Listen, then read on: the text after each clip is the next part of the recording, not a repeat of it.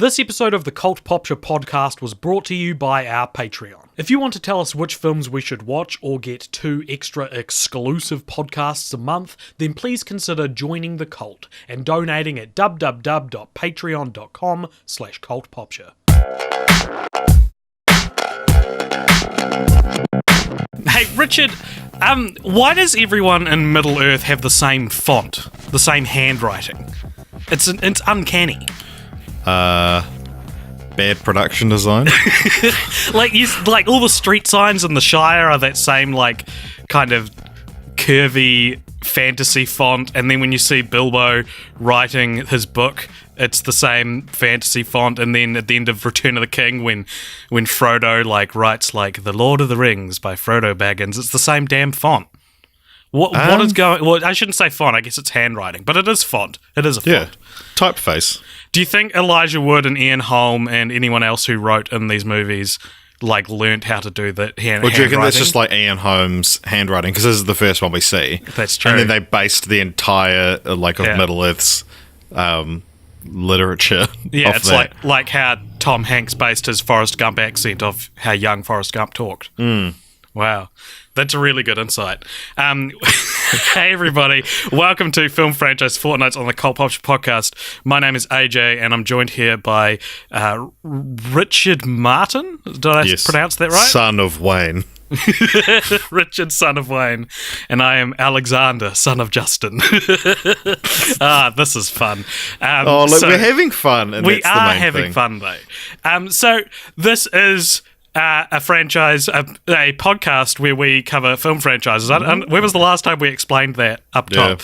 This is a film franchise where it's about podcasts. Well, there will be one day, and it'll be our biopics, and they'll make it more than one film just so it qualifies as a franchise, as like a cheeky little nod. Yeah, but the third one will go straight to TV. The third one will be at least 30 minutes shorter than any of the other ones in the series, and really just feel like the crumbs left at the bottom of the cookie jar. The person who played you didn't return for the second one, but they come back for the third one.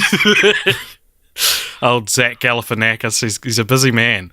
Yeah. So, today we're continuing on our journey through Middle-earth. 2 weeks ago we covered the Lord of the Rings trilogy.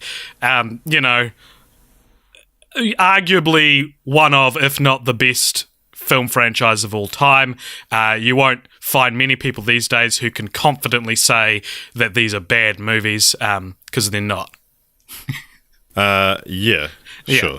And now we're going on an expected journey to really get the whole enchilada, because we like to do that when we cover franchises. Oh man, we love enchiladas. And we're not just gonna... Enchiladas are a thing that you tend to have multiple of at a time. It's not like it's difficult to eat one. No, exactly.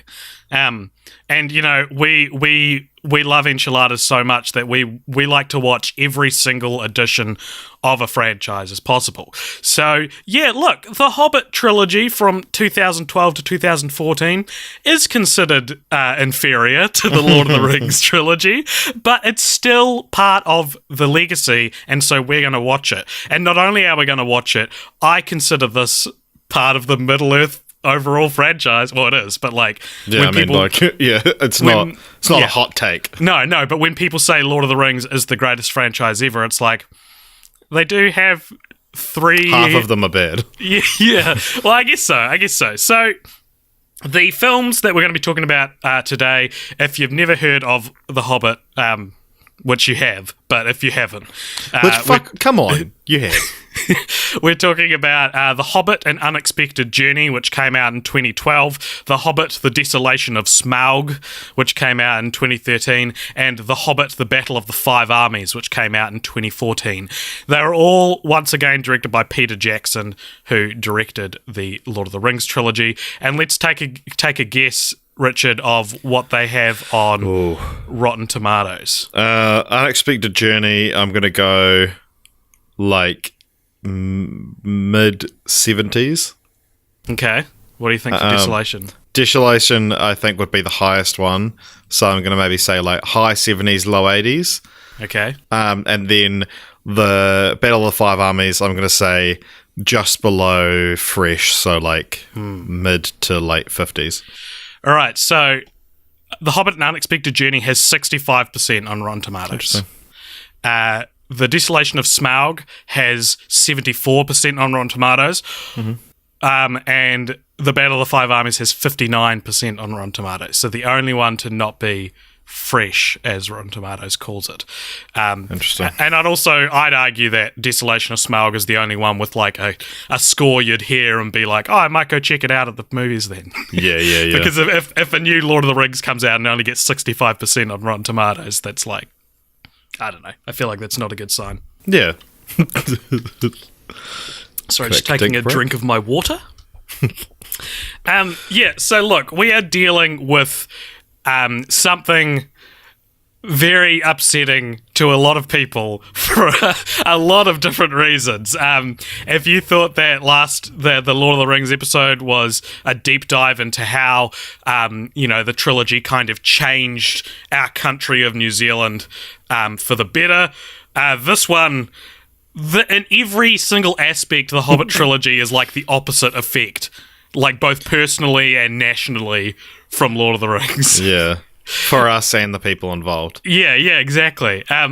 So the trilogy was based mostly on J.R.R. Tolkien's original novel, The Hobbit, from 1937, which was published nearly 20 years before The Lord of the Rings, which I think is one of its first biggest problems, right, is that the movies are a prequel, but the book wasn't a prequel. So a lot of the stuff that the way a prequel is written isn't how The Hobbit was written, so it needed to be adapted so that all these things were prequely. Though large parts of the Hobbit trilogy are based upon the appendices in Return of the King. I'm not 100% sure on what an appendices is. Do you want to take a stab at that?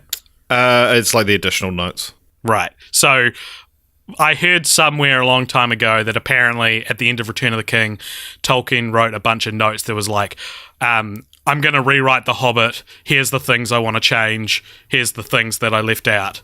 And then he died. Yeah. Appendices refers to a tube-shaped sac attached to an opening into the lower end of the large intestine in humans and some other mammals. And if your appendices gets infected, it could burst and spoil the whole franchise. Appendicitis. Which is maybe what happened. It's like it's at the end. It's a section or table of subsidiary matter at the end of a book or document. So it's like a glossary, I guess. It's interesting that he even wrote them, because like if I had ideas for like how I wanted to change my personal IP, I probably wouldn't spoil it by like putting it at the end of a book, end of the last book, and be like, I'm going to change all these. But it's good that he did, I guess, because we got these 3 great movies. And you're not like considered one of the great authors of all time. So what the fuck do you know? Yeah, idiot? That's true. No, you're right. You're correct. What are these films about, Richard? Let's go through. All right. One by one. And okay. Well, I think I've cracked the plots of these films. Mm-hmm. So what you need to do is look at the title. Oh my goodness. So An Unexpected Journey, you have a character, Bilbo, who's not expecting to go on a journey, and then he does. What? Yeah. Okay, so... But wait, you said that he wasn't expecting to. Yeah. Well, that's He changed his mind real easily. Well, yeah, okay, first issue. He needed to have a desire for adventure established before being coaxed into going on an adventure, right? That was my first thought. All right, continue. Okay. Bilbo's tricked into hosting a party for these 13 dwarves. Mm-hmm. That's the right number, 13. Yep. And then led by Thorin, who's the grumpy one. Mm-hmm. So he hates elves because they didn't help his granddad. That's such an important part that you're like trivializing, like it's just a silly thing. So the dwarves, they want to recruit Bilbo as their burglar, so that they can get the MacGuffin from the Mount MacGuffin. Yeah, fair enough. A lot of MacGuffins in these films. And then a bunch of stuff happens, and there's an orc Azog, who has it out for them. Yeah. And then also Bilbo gets the one ring off Gollum in the best scene of the movie. Yeah, sure. So a couple clarifications. They're trying to get the Arkenstone from Erebor, and Erebor was the dwarf homeland which Smaug the dragon came and took over. The Lonely Mountain. The Lonely Mountain. And the dwarves were cast out and now they don't have a home. They did turn to the elves, but the elves said no. And so they've been wandering, and now apparently there are good omens in the world that indicate that it's time for the dwarves to reclaim their homeland. Yeah, sure. Something like that. So then if we look at the Desolation of Smaug, that's the one with Smaug and his this real desolate location. So we're still on this adventure. There's some spiders, like we had in Return of the King, and then we meet Legolas and Toriel and Legolas's dad, Thranduil. The three best characters in the movie. And so Legolas obviously lives in a place called the Uncanny Valley, and then also known as Mirkwood.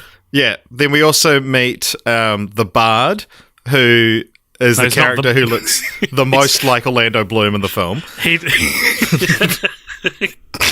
His name is Bard. He's not a bard. Oh, right, yeah. But we meet Bard, who looks like Will Turner. Yeah, he's a boatman or a bowman, depending on what he does. Yeah. And imagine if there was. Do you think there's a bard that lives in Lake Town and he's called like Boatman? So the dwarves get captured. They float downstream in some barrels, and there's some very egregious camera work, which I'm sure there's a GoPro. There's a GoPro, and it's like because when I saw this film in the cinema, I was like, fuck, that was a dumb decision having those GoPro shots in there. And then I was like, surely it can't be that bad. And I watched it again and I was like, it is. Luckily, though, it is the only dumb decision made in the entire Hobbit trilogy from the director. Though, so then some other plot stuff happens. They get to Lake Town and they meet Stephen Fry, and then they go to the Lonely Mountain, and then they encounter a very small hiccup and immediately give up. Yeah, it's so weird, eh? It's like, holy shit, you haven't even looked. You haven't tried hard enough at all. Also, so the hiccup is that they can't find the keyhole for the door, and the last light of Durin's Day is supposed to indicate where it is, which Durin's Day, I think, is the end of September or something like that. Yeah, it's like annually, yeah. Yeah, but does that mean the whole time we've been on a time... like a countdown? Like, have they been racing against the clock? There's a ticking clock this whole time, and we didn't know. I had no idea. And they get there just in time as well, and everyone's still like poddling around like Lake Town for a while before they go. Or were they? Were they waiting in Lake Town for like weeks or months, and then up to the Lonely Mountains like a day trip? Yeah, and they were like, "Oh, okay, it's Durin's Day. Let's head up." Yeah, because I mean, if it's only the last light of Durin's Day that can do it. You know, it's not like you can go earlier. True. So, you know, presumably they were waiting in Lake Town and timed it to go. But the fact that they get there with like seconds to spare. Yeah. I mean, because you think they'd go up, plan, so they've got like, you know, a 6-hour buffer just in case they encounter more spiders or whatever. Yeah. And then, okay, we'll just wait for the last light of Durin's Day. But they're like, oh, quick, find the keyhole. We've got 18 seconds left. And then the sun goes down, and they're like, oh, okay, well, guess that's my life's work. Turn into a fucking joke. And then he just, so they decide to go home, and Bilbo's like, are you fucking serious? Like, let's try something else. And then he waits like 30 seconds, and the moon comes out. And turns out the moon's the last light of Durin's Day, and it reveals the keyhole, and they go inside the mountain, where they meet Smaug, who, after waking up at the end of the previous film, is now fast asleep. So yeah, the first film ends with it cuts to inside the Lonely Mountain, and some gold falls, creates a like landslide, and then it reveals Smaug's eye, and he wakes up, and then the same thing happens in this film. So I don't know if that was like, here's a teaser from the next film, or if it was supposed to be like, this is happening, and then he just fell asleep again. Maybe he just has a regular sleep cycle. It's not like they got there within a couple of days or anything. So then Bilbo finds the Arkenstone, and then they have a big fight with Smaug, and he eventually escapes the Lonely Mountain, and then Bilbo's like, oh fuck, and then the film ends.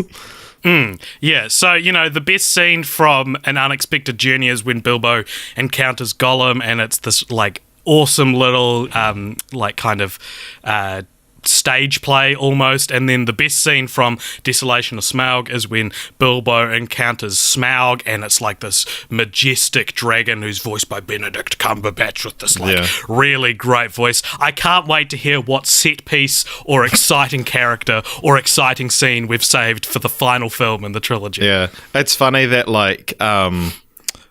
if you want to see the non-CGI version of the best scene in those films, you can watch either Black Panther or Sherlock to see Martin Freeman act against the person playing them. Yeah. And then Smaug has just escaped to destroy the nearby town. Oh man, this is going to be a good movie. I can't wait for the climax of the movie to be the Hobbit defeating the dragon. So Smaug destroys the nearby town, but is killed by Bard, who you skipped the whole movie, Richard. That's odd. Shoots him. No, this is the first, very early on in the film. This is the first 12 minutes of the movie.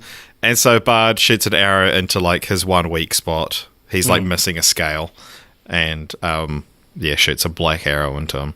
And then the five armies have a big battle, and then a bunch of people die. to specify some of the so states you've got of the five elves, armies? dwarves, orcs, men, eagles. There's some wolves. So, okay, I wrote it down if you're interested. Maybe you're not. So the five armies in the movies are the dwarves, the elves, the men of Lake Town, which I don't know if they're an army, the orc army from Dol Guldur, which sounds like Dumbledore, and the orc army from Gundabad. In the book, though, the five armies are the elves, the men of Lake Town, the dwarves, the eagles, and the orcs. So because the eagles show up in this movie as well. So there's because I was going to write it on here, so I was like, wait, what are actually the five armies? Yeah. And then it's there's these 9 kind of count. In the book, it's these 5. In the movie, there's these, and then apparently it's revealed in a behind the scenes part of the behind the scenes stuff. They're these are officially the 5, and it's okay, well, whatever. Yeah. So a few people are killed. Thorin for one, and then Bilbo's oh, I've just lost my best friend, and it's he's been nothing but rude to you for 30 months. Yeah. And then Keeley, who's the sexy elf, he was caught up in a love triangle with Toriel and Legolas. Just beautiful storytelling. And then Bilbo returns home, and after a minor inconvenience, everything's fine. You missed one of the dwarves who died.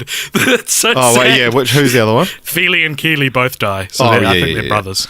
The sexy bros. Yeah, so the Battle of the Five Armies is kind of over the Arkenstone, but I think it's also over getting past Erebor. I think the orcs want to move past Erebor, I think. It's so complicated, it's so man. Stupid. And so I also read, apparently, Gandalf's his B story in the second two films is actually supposed to be he realizes that Sauron is coming back, and so the reason why he wants the dwarves to reclaim the mountain is because he wants Smaug to be destroyed before Sauron comes back, so that he can't join Sauron. Apparently that's implicit in the movies. Yeah, I did not realize that. I never really followed Gandalf's B plot, eh? It's hard to follow. But since we're talking about Bilbo encountering people as being the best scene in the film, so in this one, after the Battle of the Five Armies, they're just sitting down, and he's sitting down, and then Gandalf comes and sits with him and just cleans out his pipe, and it's the best part of the movie. Yeah, it's so funny. And apparently that was the last day that they were shooting with Gandalf, and because it was so momentous, Peter Jackson was like, you know what? Don't do any of your lines, Sir Ian McKellen. Just do something funny. And he That's did. Awesome. It's the best part of the movie. Yeah, it's funny. Like, so when I saw Ian McKellen, I mentioned in the last episode when I acted with him, but he talked about how he really he was excited to be doing The Hobbit because he way prefers playing Gandalf the Grey. Interesting. Because he's like, Gandalf the White is, very, very regal and proper with everything he says, but Gandalf the Grey's happy to just like sit down and have a beer with the hobbits. Yeah, but I did. There's another funny story about that night that I forgot to mention last time. So it started with him, like just basically reciting. It was either like the start of the book, The Hobbit, or Lord of the Rings, or it was like the passage of the book where with the fly you fools thing, and so he just like came and like did it and performed this. It was amazing, and then he would bring someone down, and normally like a little kid, like 12 years old or something like that, and they would be like, "Oh, you know what I've got in my pocket," and would like let them touch the One Ring. On the night, so he did it like over 2 or 3 nights, and on the night I went, he got up some little kid who was real stoked. On the next night, he got up our friend and fan of the podcast, Tyler Brayley, and so apparently on that night, when he was doing his big monologue, he got lost and then had to pull the book out and be like, "Oh, where was I?" and then continue. And then when he was like, "Do you know what I've got in my pocket?" Tyler was like, "More lines." Very good. Yeah. Very shrewd, Tyler. Shout out to you if you're listening. But so imagine just like being like, "Yeah, I fucking." You punked Ian McKellen, yeah. Hey, so last on the Lord of the Rings episode, you quizzed me by asking me to tell you the 9 members of the Fellowship of the Ring. Okay. Can you tell me all the dwarves in Thorin's company? So you've got Thorin, the grumpy one. You've got the 2 sexy brothers. You've got the fat, funny one. You've got the silly-looking one. You've got the old one. Mm-hmm. You've got the young one. Mm-hmm. No, so it's like Thorin, Keely, Feely, Owen, Glowin, Bomber. Those are the ones I can remember. Okay, you got Thorin, Balin, he's baller. That's how I like. That's how I remember him. Balin. Dwalin, Feely, Keely, Dorry, Norrie, Ori, Oin, Gloin, Biffa, Owen, Boffer, Gloin. and Bomber. Yeah. So there you go. Yeah, they like 2 of like or maybe like 4 or 5 of them are given distinct personalities. Yeah. Too many characters, which maybe we'll get to later. But before we do that, Richard, what did you think of these films? Because what was your favorite? Because like we've been pretty salty already leading into this podcast. And if you like The Hobbit, this must be a heartbreaking thing to listen to, but what but if they like The Hobbit, they won't be listening to this podcast because they don't have good taste. So what was your favourite of the 3 films? Okay, definitely Desolation of Smaug, but even that like really fucking drags in some parts. It's just like the last act is quite cool with the actual stuff with Smaug. I remember when I saw because I saw the first two on the cinema and I didn't see the third one until this podcast. When I saw the first two on the cinema, I remember being like, I'm satisfied by those, Yeah. Not being a fan of Lord of the Rings, I was like, yeah, whatever. They're not, I know they're not as good. But whatever, I had a good time.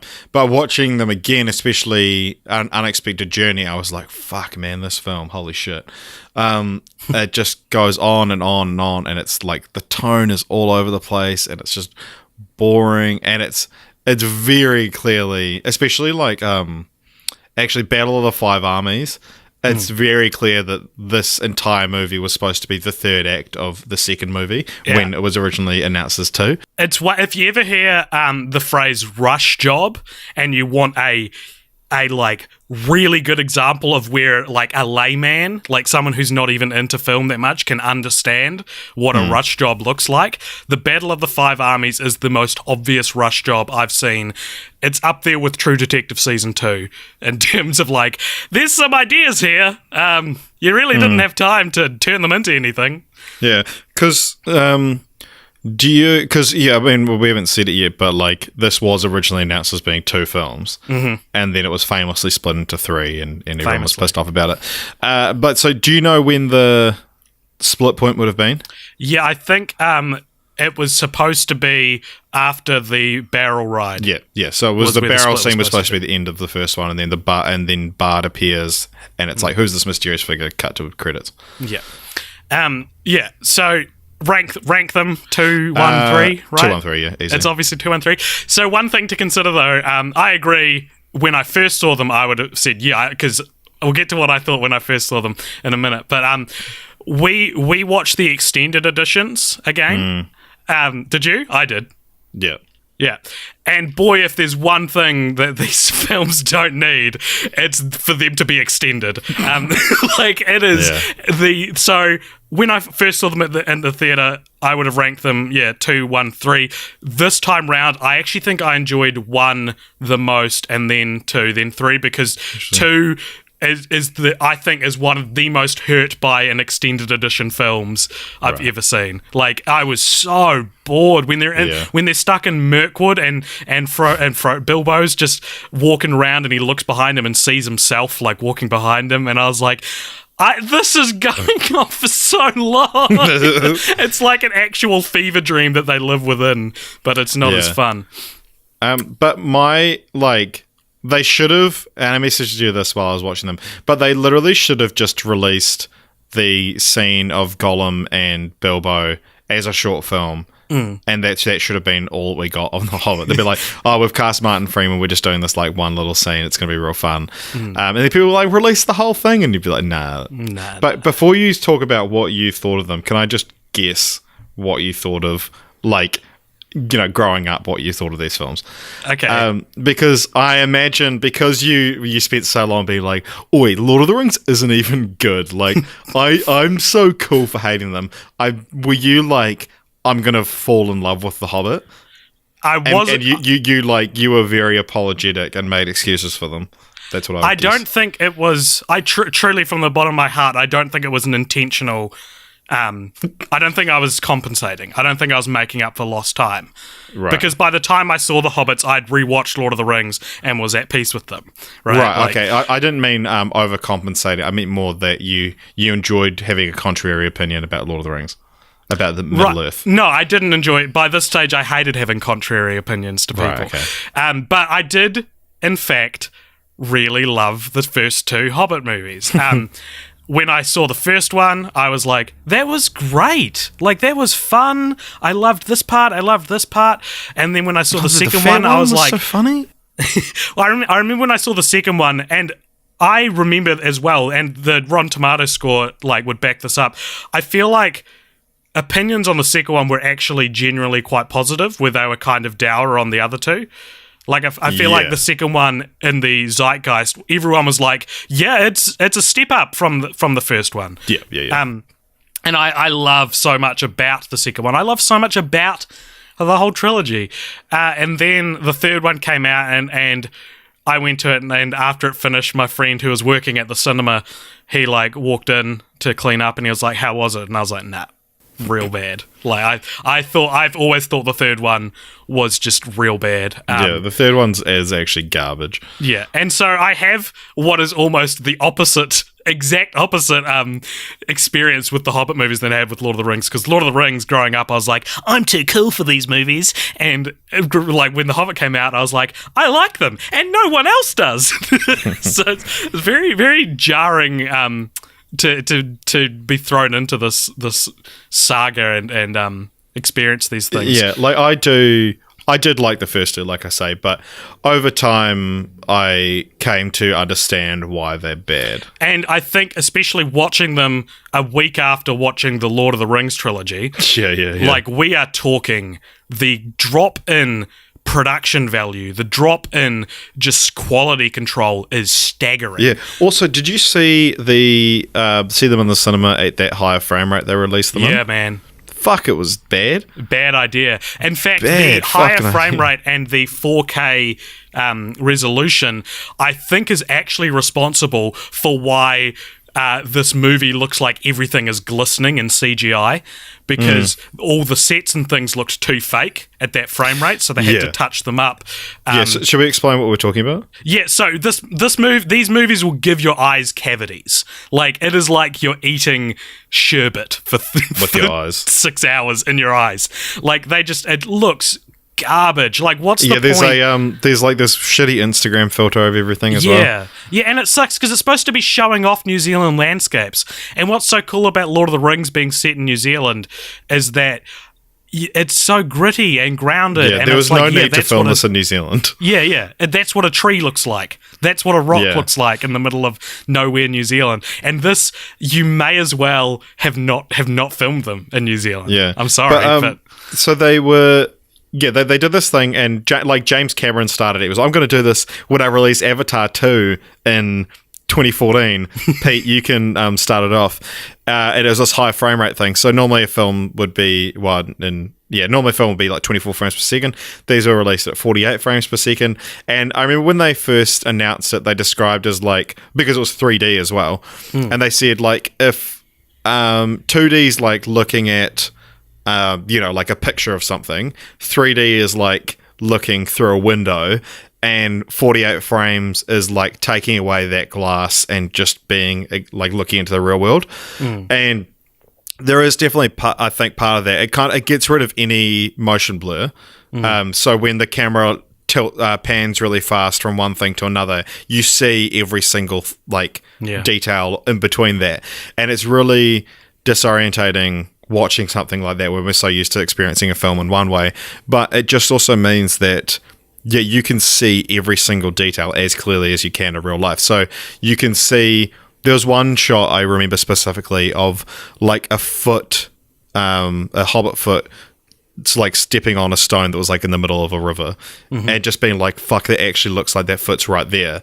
But that also meant that I could see like where the prosthetic foot became real, and I could see where every hair had been plugged into the silicone, and like it got almost like universally panned as a production decision. I think it could work on something like Avatar when the entire world is made up, but when this is like the real world with stuff stuck onto it and you can see those seams, it did not work at all. Yeah. So yeah, I agree with everything you've said. One thing that we should probably bring up soon is that Lord of the Rings for New Zealand was like, good morning world, we exist. You know, like Lord of the Rings, when that came out, that changed New Zealand culture, as we talked about last fortnight. And then The Hobbit was like, good night, we don't exist anymore. Yeah. This film, like, I could talk about the trivial things, like the Air New Zealand safety video that was Hobbit-based was cringy as fuck. Oh, it is by no means the worst Air New Zealand safety video. That's true, though. but it was and still if you like... think it is... You're actually an idiot. And it was still like, look, we made The Hobbit. And it's like, you don't need to advertise this to New Zealanders. Like, we get tourists from overseas because of The Hobbit. We don't need it to be advertised to us, maybe. But really, the big... And I'm not going to go too much into it because I don't quite understand it completely. And if you probably know about it already, but Lindsay Ellis, who's a YouTuber, video essayist, has a 3-part video series. It's about an hour and a half all up on the detrimental effect that The Hobbit had on New Zealand. And basically what it is that... okay, I'm going to try to summarize, and I apologize if you know way more about this than I do, and I'm getting stuff wrong. But basically, not long after the Lord of the Rings trilogy, Peter Jackson sued New Line, who produced the films, because they were holding out on the money, and it ended up with New Line pulling out of producing The Hobbit entirely, and the rights went to 5 separate studios, all who were wanting different pieces of the pie, and a big part of that was Warner Brothers wanted to move it out of New Zealand, which New Zealand public didn't want, but during this there was also a problem because actors in New Zealand, because we're such a small film industry, weren't getting paid as much as like international actors, and they were trying to form a union, and Warner Brothers were like, no, don't form a union because, you know, evil corporations hate unions. And basically what ended up happening was the Prime Minister had to change the laws of, New Zealand to allow for an attempt to be for everyone to be happy, but in what is kind of like a much less egregious parallel to like the Waitangi Day Treaty signing. It really screwed actors over, and we're still living in a kind place of like that. Screwed now. over New Zealand to benefit major film studios that want to film here. But the reason for that New Zealand's like a good place to film and stuff like that, not only the landscapes, but it's to do with like tax breaks and stuff like that. It's why a lot of TV shows are filmed in Albuquerque and Georgia as well, so because those states have different tax breaks if you're working on a film, and so it's things to do with that. Yeah, I'm probably not going to go into it any more than that, other than to say like this is a sad story. Like this is a real tragic, sad. Yeah, especially if you watch Lindsay Ellis's videos on the topic, I think it's like. So it's 3 parts, and I think only like the third part is actually about the Hobbit laws and how they affected New Zealand. But it's it kind of screwed over the country, and it's very much our Prime Minister John Key at the time bending over backwards to please. The big people from Warner Bros want to come and talk to me. Yeah. Ooh. Yeah. Well, better change the flag. All right, but probably the most interesting thing about The Hobbit's production schedule, as we said before, was that the trilogy was originally going to be 2 films called The Hobbit: An Unexpected Journey and The Hobbit: There and Back Again, and director Guillermo del Toro was attached. Yeah, and he did pre-production for years. For on these. 2.5 years, I think. Yeah. Lived in Wellington doing pre-production. He described his vision of the film to have more of a fairy tale vibe, with the second film transitioning into a style tonally consistent with Peter Jackson's original trilogy, which sounds real interesting and like a really cool... I like that he's acknowledging the problem with doing a tonally inconsistent movie. Yeah. And so he I imagine the first one would have felt very different to Lord of the Rings, with the second one kind of meeting bridging the gap. Bridging the gap, meeting it at the end. I think Del Toro's one would have been superior in every way. Yeah. Especially when you look at, like, this guy spent 2.5 years of pre-production on these films that didn't even get made. And then they were like, oh, Pete, you should film it. And he was like, well, I've publicly said I never want to fucking touch this franchise again. And then, you watch anything behind the scenes and... like, it's literally like on Lord of the Rings, he goes, you watch these, and he gives these rousing speeches, and everyone's having a great time. The Hobbit, he's like, well, here we are again. And then there's a famous behind the scenes clip of when he's like, they're filming one of the scenes with, I think, one part of Gandalf's B plot. I think the set looks like that, and he literally just has to go, everyone take 5. I need to figure out how to shoot this scene, because they're like, they hadn't done pre-production, whereas like every single shot was storyboarded in Lord of the Rings. This he got to set and was like, I don't know what the fuck I'm doing. Yeah, Del Toro did pre-production for 2.5 years. Peter Jackson didn't. And apparently Del Toro was let go, or the official story is he left the project because it was taking too long. But if you know about it, it kind of feels like he was asked to leave because I think producers weren't too happy with his vision. Maybe that's to do with the fairy tale stuff. But I'll tell you what, man, the more I learn about Del Toro's vision, the Hobbit duology starts to become like the alternate universe film I most want to see. Yeah, hard out. Yeah, when we did the films that changed directors podcast, from memory, I think I'd written heaps of notes about Del Toro's The Hobbit, but they were like second on my list, and then I said the first thing, and then got a real good segue into the third one, and then forgot to go back, so we didn't mention it, even though it's like one of the most famous examples. But yeah, doing the research for that, it was real interesting talking about his vision for Smaug as well. Right. Like, he was like, it should look like no other dragon ever put to film, and he'd like done all these. There is like a concept art out there, but he said like the mouth should, like, he spent ages like working on the mouth and was like, it has to be able to speak English, but it shouldn't move like a human mouth, because if it does, that'll completely break the illusion and people will walk out of the cinema. He's like, this is what people like, it has to have its own rules of how his mouth moves so he can speak English. And then Peter Jackson's like, oh, just what if he's got a tongue and, lips and articulates things in the exact same way as a human? Yeah. It's sad because Jackson actually was still a producer, and it's not like he ripped it away from Del Toro because he wanted it. Like, he wanted Del Toro to direct it. Particularly because seems like he was forced upon him. Yeah, Del Toro was the fairy tale answer to Jackson's more grounded approach. So yeah, it's real sad, and you see Del Toro in interviews talk about it, and it's like he's about to cry. He says in one of them, he's like, it's like I've been widowed. He's like, I've only just been able to start talking about it now because he had his heart set on it. He like loved the Hobbit book and like really wanted to do it justice. Yeah, there's a Wikipedia page of unproduced projects by Guillermo del Toro, and this is clearly the one that he's most upset about, and the one that I think the public's most upset about. Yeah.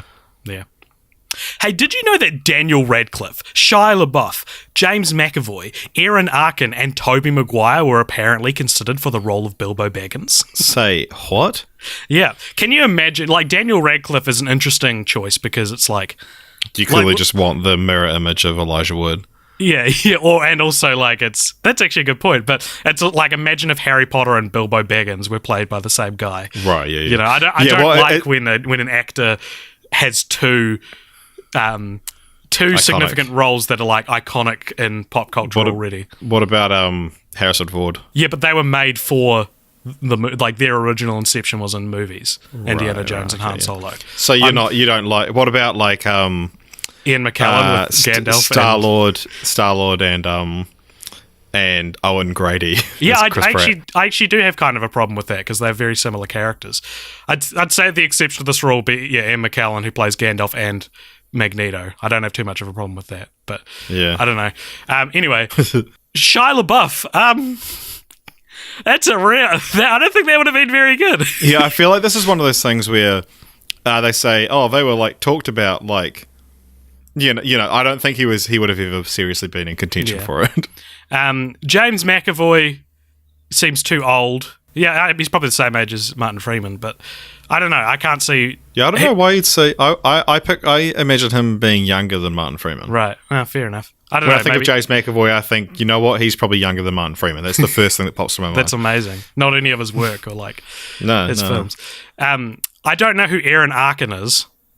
Yeah. But Tobey Maguire. Can you fucking imagine? Can you imagine Tobey Maguire as Bilbo Baggins? That would have been hilarious. Not that I think he's necessarily a bad actor, but I think he can only play a certain type of character. Yeah. I'm ready to be impressed, Maguire. James McAvoy is 8 years younger than Martin Freeman. There you go.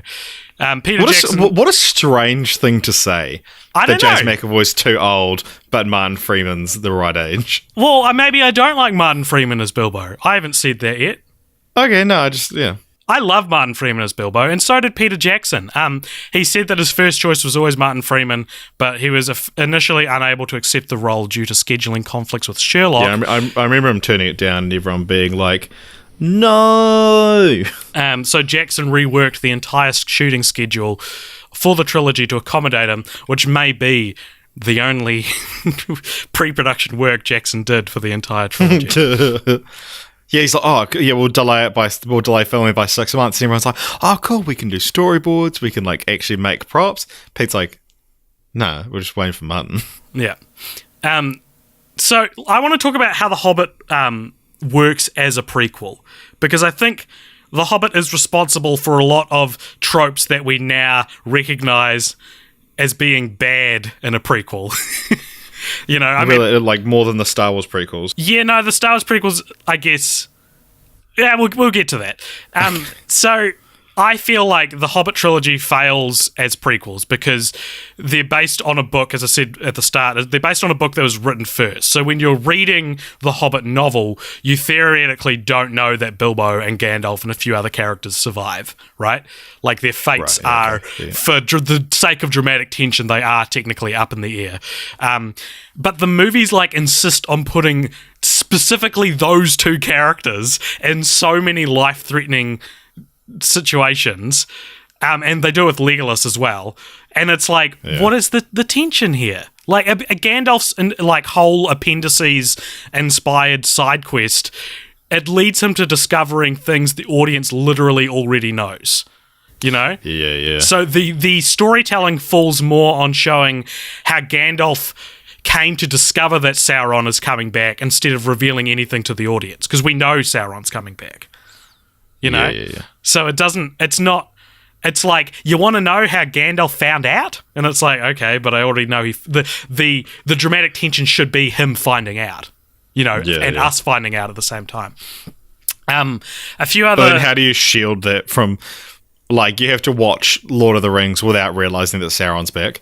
Yeah, exactly. That's my point, right? That's why that's a problem. I'm not offering a solution. I'm just saying it's a problem. A few other moments of like prequel sinning that you get a lot in prequels, and is one of the main reasons people don't like prequels, is things like referencing the origin of something. Chubby ha moments. So, you know, Solo was full of these, like why he calls Chewbacca Chewie, or how he got his blaster, and things that is like, I wasn't even looking for the origin of this story. So there's a Gimli mention, which is done as a joke, where Legolas sees a photo of young Gimli and he's like, who's this hideous creature? And Gimli's dad, who's one of the main dwarves, is like, that's me wee lad, Gimli! And that's a real good impression. I want to praise myself. I'm supposed to say that, not you, okay. But I think that moment is outshadowed by the Aragorn mention, which is taken very seriously. But again, it's just constructed in a way that implies you're supposed to watch The Hobbit first, so you can find out who the mysterious Strider is when you watch the next film. It's funny as well, because Legolas is, you know, in this, but famously not in the Hobbit book. Yeah. And Viggo Mortensen was offered a role, I remember, and he was just like, Aragorn's not in the book. How would you even put... He's... In the timeline of the films, he's 20. In the timeline of the books, he's 10. Yeah. But that's like, I love that he has that kind of... Yeah. Because also I think he kind of hates Lord of the Rings, or like, you know, is over franchise films now. Yeah. Yeah, because so basically at the end of the Battle of the Five Armies, Thranduil, who's Legolas's dad, is like, you have to go find a Strider, and he's like, he calls him Strider. His true name you'll have to discover for yourself. It's like, are you doing a cliffhanger? What do you mean? What is the point of that? That's so stupid. We know you're talking about Aragorn. Like, it's not ambiguous because he calls himself Strider. So it's just like, just cut the scene. Just don't go. You'll have to find his true name for yourself. It's like, ooh, I wonder what it's gonna be. I thought, though, the worst example of this prequeling signposting would be the origin of Sting's name, Bilbo's sword. It's less important, but it's so cringy because Bilbo has a sword named Sting, which he gives to Frodo in Lord of the Rings, and we know it's called Sting, and it glows blue when elves are near, and you see him in an unexpected journey find the sword, and that's fine. I'm not saying that part's egregious. But then in Desolation of Smaug, when he's fighting spiders with the sword, he stabs one of them, and the spider goes, it stings! And he's like, Sting. And it's like, that could be enough, you know? Yeah. But then he goes, it's a good name. And you're like, yeah, it's a good name, Bilbo. And he goes, Sting. And it's like, I get it. It's like, they do it 3 times. They let me know 3 times that this is why it's called Sting. Because it stings when you get stabbed with it, unlike any other sword which doesn't sting when you get stabbed with it. I don't know. You said it glows when there's elves nearby. That's incorrect. Yeah. Oh my god. Stops recording. Yeah, it glows when orcs or goblins are nearby. There you go. Yeah, goblins. Goblets. Yeah. There's people having a drink around here. Do you have any thoughts on like this kind of prequely stuff and what it could have done better? They can be done right. I think. Like, I think the Strider one, I think, isn't necessarily as bad as you're making it out to be. Really? Because it is more like, I I think it's very much a bridge gapping kind of thing. Whereas like Sting is like just idiotic. Yeah, right. Fair enough. So beyond the prequel problems, I do think there are certain structural problems. Preaky probs. There are certain structure probs that plague the trilogy, and in a lot of ways I think the films would have been improved by making a few dramatic fundamental changes from the book, which, like, if we're talking about making The Hobbit into 3 films, that's the point of view I'm coming from. Like, yeah, 2 films would have obviously been better, but if we have to make 3 films, I think you need to change some things in the book. The main thing I would say is Smaug has to survive at least to the halfway mark of the 3rd movie. You know, like, to kill him, to the namesake of the 2nd film, it starts with him, it ends with him, like, getting to Lake Town, and it's like, oh my gosh, what's going to happen next? To start the 3rd film and kill off what has been 2 films of Big Boss, you know, before the opening titles, is such a obviously bad decision. Such a Strucky prob. It's such a Strucky prob. And I don't know how, but you got to make him survive longer, man. Maybe he's part of the battle. I don't know. Well, just shift the timing of the film. So get rid of the Battle of the Five Moes. You don't need it. And then have them entering the Lonely Mountain be the start of the 3rd film. Wow. And then so the battle with Smaug and then him dying is like the end of the 2nd act. Yeah. Do you know the Battle of the 5 Armies in the book takes up a chapter and a half? No, half a chapter or something like that. Yeah, I did know that, yeah. That's insane. And it's like, but the appendices, and it's like, well, I don't know if they were much longer either. Yeah, there's like full like scenes and you know, like halves of a movie devoted to like a sentence worth of content and stuff. Yeah. Which, I mean, it's not like that's without precedent, because, you know, we talked about how like Arwen was based on a sentence in the appendices of Lord of the Rings and stuff. Yeah, but like it's fine when it's a good change. Yeah. That's the problem, Peter Jackson. You needed to make good changes instead of bad ones. Yeah. I made a cult popcorn video on this ages ago, and I thought I'd mention it as well. One of my biggest problems with the structure of the Battle of the 5 Armies is that every other Lord of the Rings movie and Hobbit movie is like, they start in one place and by the end of the film they're in a different place. You know, it's a quest. Yeah. These are the definition of quests. They're road movies. And this one is just stuck. Everyone just sits still. We don't move anywhere. We get it. We get like Legolas goes on like some approximation of a quest at one point, but it's not enough. And again, beyond just making them 2 movies and not 3, I don't know how to fix this, but like, it is a bummer to have the format of the past 5 movies be thrown out the window for this one. Yeah. Like, it is interesting watching them, and it's very clearly you could make 2 half-decent films out of it. Exactly, because I'm more so than the Star Wars prequels, which again we're going to talk about soon. I think that The Hobbit is 100% salvageable. I know there are fan edits out there, and I haven't watched any of them, but I might actually after watching these. Like Topher Grace edited them down to 1 film recently to deal with how stressful it was playing David Duke. That's how there was like his stress ball was editing The Hobbit.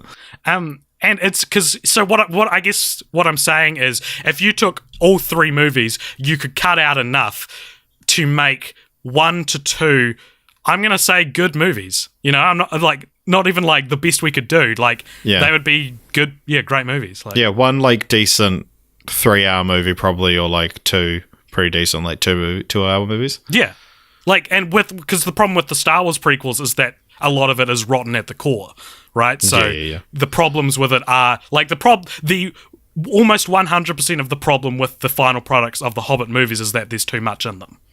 Yeah, and I think also as well that like adapting, and I think this is what Del Toro would have been doing, is that The Hobbit is a children's book, whereas The Lord of the Rings are like these big epics. And so I think adapting it as a kids movie, you know, trim them down quite a lot, and not like a kids movie, but more like maybe just slightly less adult oriented than Lord of the Rings, you know, have a bit more of the fun and whimsy in there, and keep them, you know, around 2 hours, but instead change them in these, gigantic epics that, are what, like 40 hours each. Yeah. As I said, Del Toro's version is one of the biggest tragedies in Hollywood, Well, not even just in Hollywood, and the world. Like, I think the only other movie that exists in an alternate universe I'd really want to see would be The Dark Knight Rises if Heath Ledger didn't die. But even that's not confirmed. Like, this is the most information we have about what these movies would have looked like. Another fundamental change I think would have helped is I think there are too many dwarves. And because it's just like with the Fellowship, it's like they're all distinct characters. Yeah, and they split them up as well, and then you have time to develop each of them. I think there are too many. I think you could take out maybe like 3 to 4 of the dwarf characters, because then it's just like the company of 9 dwarves, and no one, it's not that big of a deal. Yeah, it's a fun illustration in a kid's book, but it doesn't work well in a movie. Yeah, and I also think they should have made some of the dwarves female. And then we don't have to you put... fucking SJW cuck. Then we don't have to put Toriel in the films and the shitty can we talk about Toriel for a bit? Yeah. So this character was written for Evangeline Lilly, who had retired from acting, I believe. Really? Yeah, and Peter Jackson was like, "Oh, I've written you this part. It's amazing." She's like, "I'll do it as long as I'm not part of a love triangle." Yeah. And which her character exists only to be in a love triangle, and so I do feel bad for her because she filmed this part and they're like, yeah, this badass chick, like she's such a great female character, and then they were like, oh, we're doing reshoots to pad it out for 3 films and we're going to give you this interspecies love story, and man, it's bad. I do want to mention though, there was like one of the funniest like cinema going experiences for me was Desolation of Smaug. So Keeley, who's the sexy dwarf, who doesn't look like a dwarf at all, he doesn't have any ridiculous makeup, he's just like kind of a hot dude, but he's short, like you, AJ. Yeah, like me. Yeah. So I imagine that's what a lot of girls who have considered dating me but have decided not to, that's what they've said about me. He's kind of a hot dude, but he's short. So he's been wounded, and he needs this like weed rubbed on him, and Toriel does it, and oh my god, it's the most fucking ridiculous scene ever put to film. So she's like rubbing his leg, but the way it's filmed, it either looks like she's giving him a hand job, or or she's riding him, and it's shot from the side. Yeah. And then she starts speaking in Elvish to him, and it's in slow motion, and this light comes from behind her, and it's like the most ridiculous thing. But so she's like slowly like rubbing off screen, and he's looking up at her like, it's like the scene from Scary Movie 2 where Anna Faris jacks off the good dude from Malcolm in the Middle. Yeah, but so this is happening, and he's like, they're making eye contact, and she's like, and he's like, and then the person behind me was like, he's gonna come. It was so funny, like, because it was slightly louder than a whisper, but it was like so matter of factly, like, he's gonna come, like the way you'd say, like, when someone's like, oh boy, I can't wait to retire tomorrow, you'd be like, oh, he's gonna die.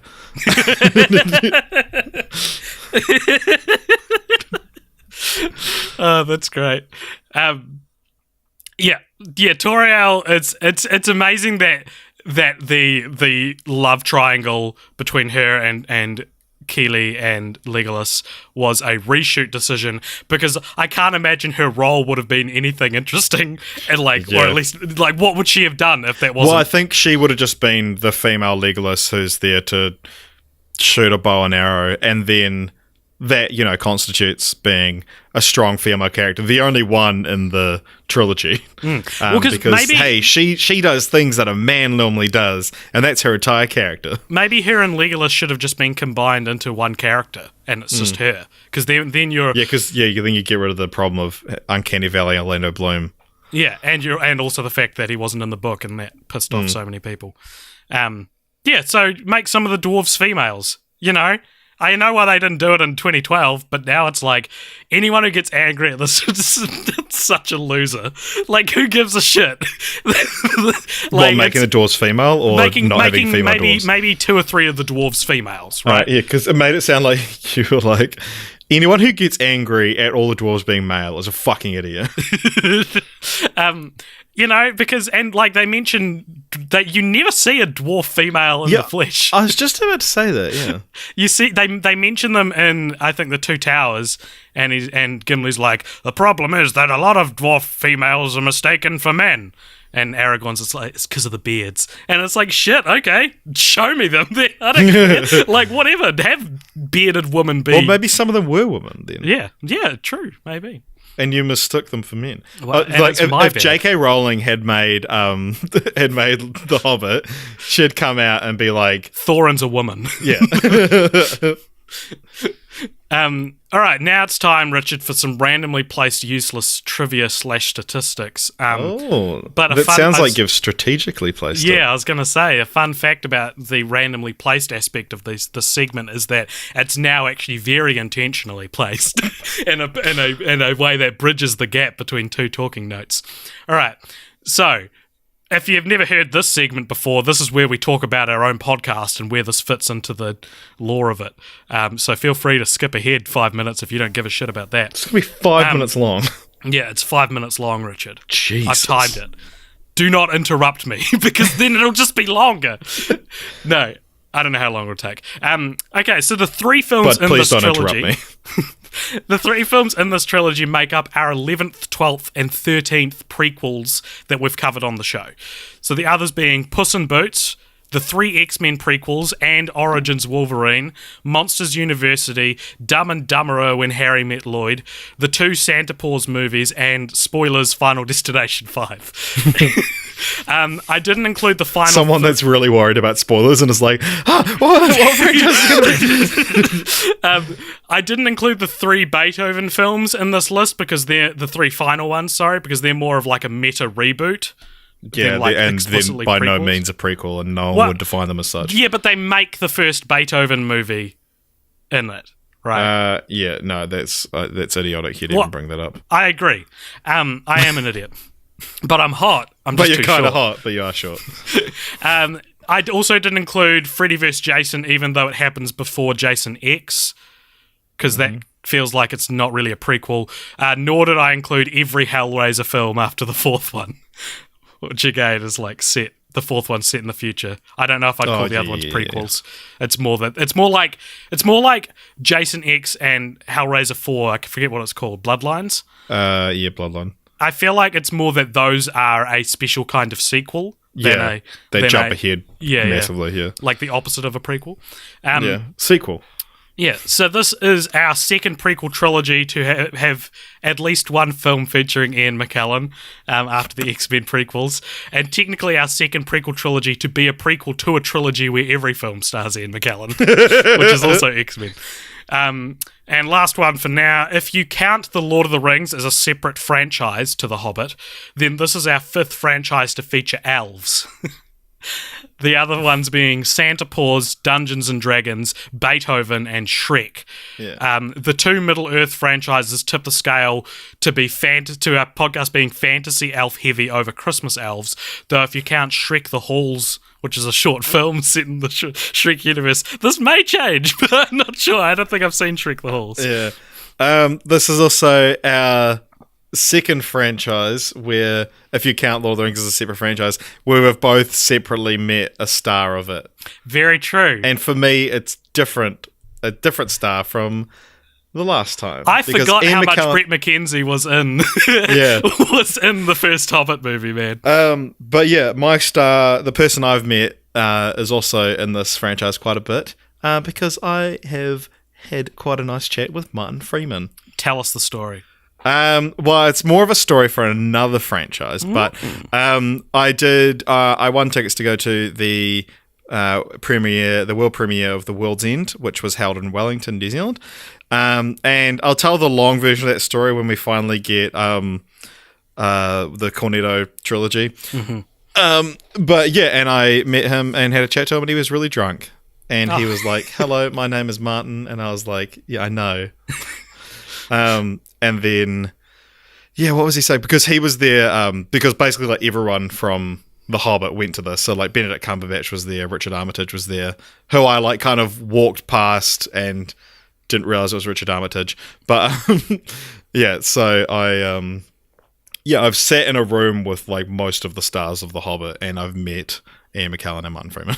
And here you are, just singing their good graces for an hour and a half. But yeah, no, Martin Freeman was a cool dude. I asked him when Sherlock was coming back. What did he say? He said that they were filming it or something like that, or they were just about to start filming it. And then ever since then, I've been like, why the fuck did I waste time asking him about that? But I think we did chat for a little bit. I mostly spoke to Simon Pegg. We had a good chat. Nice. Well, he wasn't in this. Yeah, this but look series, forward to hearing that story again, the non-abridged version. Yeah. All right. Richard, we're going to move on to a new weekly, fortnightly, maybe weekly segment that I'm going to try do for every episode. But I discovered the first time it's actually quite hard. So this segment is one we talked about on the Lord of the Rings episode. It's called #AskEveryone2019. So what this segment is based on how much we enjoyed talking to Chris Weitz, who co-directed American Pie and directed New Moon and a bunch of other franchise films that we've covered. And David McEvans. Yeah, David McEvans. He did as direct well. David McEvans. We also enjoyed talking to him. Yeah. I'm going to, on air, on an episode, maybe every off week as well, I haven't decided yet, I'm going to tweet someone from the franchise that we're covering and ask them if they'd be keen to be interviewed on the show. Yeah. So now there's an art to tweeting random people, isn't there? Yeah. And part of that art is if you announce that you're doing it on a podcast, it becomes way less lame because people know you're doing it for like a funny reason. Like there's a certain level of person that you want to tweet, right? Right. Yeah, it's like not famous but a good career. Yeah. You want people that are famous enough that it's cool, but not famous enough that they'll reply. Yeah. So for the whole week, I was like, I'll just tweet Brett McKenzie and attach the photos of me and him and be like, would you be keen to come and talk about your experience on The Hobbit? I think I found his Twitter. He hasn't tweeted since 2010. And that's as official as I could find, was this very lonesome Twitter account. So I'm not going to tweet him instead, and I spent about 45 minutes just scouring through the Hobbit crew members looking for someone who'd be good to tweet. So this is who we're going to tweet today for Ask Everyone 2019, Richard.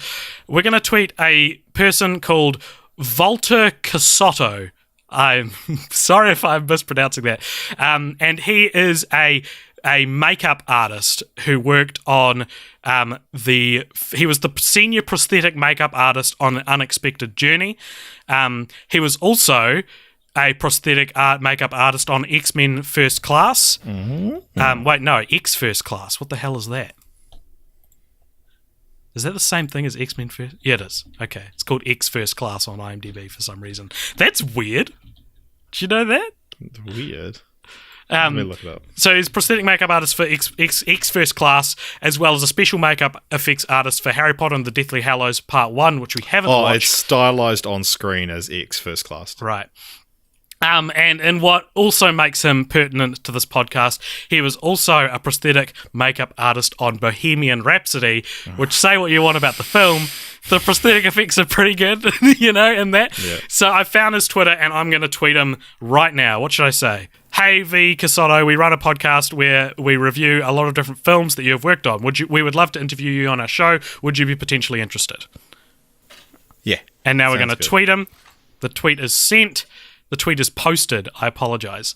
And if you want to get involved, guys, retweet that tweet or tweet him yourself if you want, and say, yeah, you should do it. So maybe we'll hear from him at some point. All right. Cool. So that was our new segment. I hope you enjoyed it. I was thinking if we do it in off-week episodes, we could do it like right at the end of an episode and we'd go back to like Lethal Weapon and work our way up through all the franchises we've covered that we haven't tweeted people from. Cool. Nice. All right, Richard, let's talk about the Hobbit trilogy versus the Star Wars prequel trilogy. and which one's worse. So both are famous for being like prequel trilogy, which is a very specific thing, but prequel trilogies that kind of ruined the legacy of a mostly unanimously loved trilogy before. Nerdy it, right? pop culture thing, yeah. Yeah. So I'm going to ask you which one you think's worse, but I want to say what I think first. Sure. So if we're just using like a scientific point system, like it loses a point for doing this, it gains a point for doing this. Sure. Personally, I'd say The Hobbit is easily the better trilogy. Like, The Hobbit, I think the only thing I'm willing to admit the Star Wars prequels have over The Hobbit is that they're shorter and you don't have to suffer through as much tedium. But as I said before, I feel like the Star Wars prequels are rotten at the core, whereas the Hobbit trilogy has prestigious moments. It has, moments in it that are up there with some of the best moments in Lord of the Rings. They're just surrounded by tedious. Yeah, I think things. that. I don't think that's really an argument.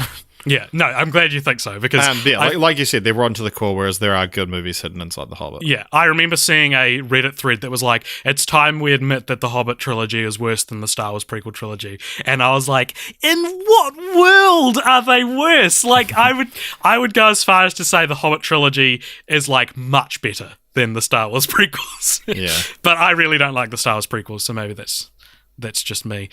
All that being said, while I feel like the Star Wars prequels ruin the story legacy of the originals, the Hobbit trilogy is probably more detrimental to like its prestige legacy of the Middle-earth films. Yeah. Because The Lord of the Rings are probably by and large seen as being more prestigious than Star Wars. Yeah, but they won Best Picture, so. Yeah, exactly. And so in a way, this is ruining the trilogy in a real world sense, whereas the Star Wars prequels ruined it in a fictional sense.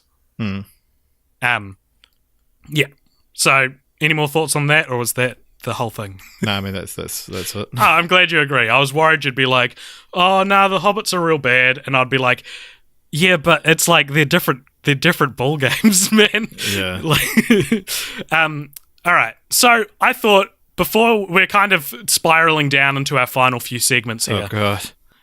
So we are coming to the last, 2 hours of the podcast. So do you know what's fun as well? That we've just tweeted a makeup artist. Yeah.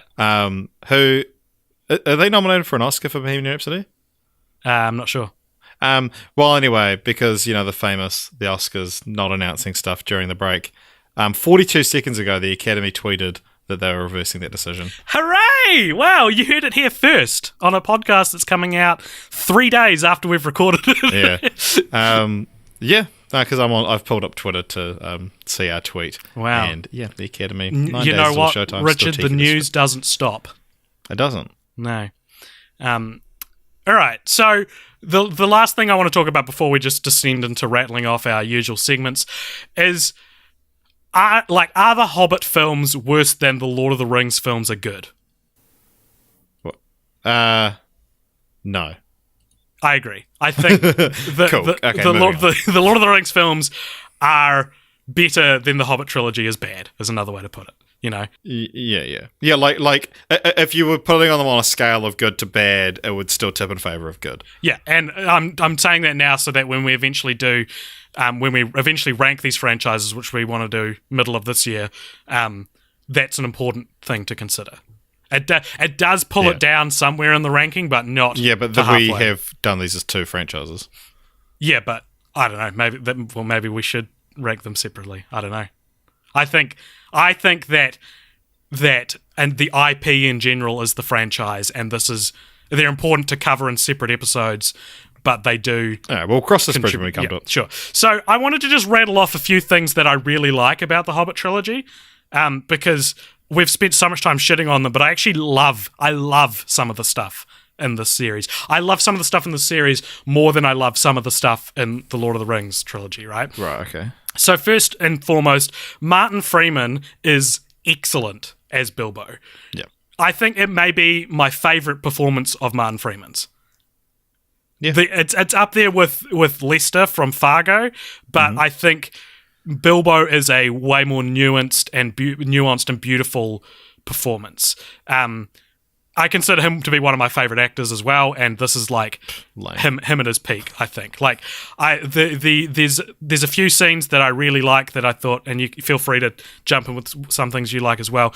I really like in the second film when he like kills the spider and picks up the ring that fell out of his pocket, and then he just and he says, "Oh, sting! I like that." No. He picks up the ring and then he puts his hand over his face and he looks at the ring and sort of like he doesn't say any words, but it's clear the message being communicated is, what is this ring doing to me? Yeah, and it's communicated all through emotion. I really love that.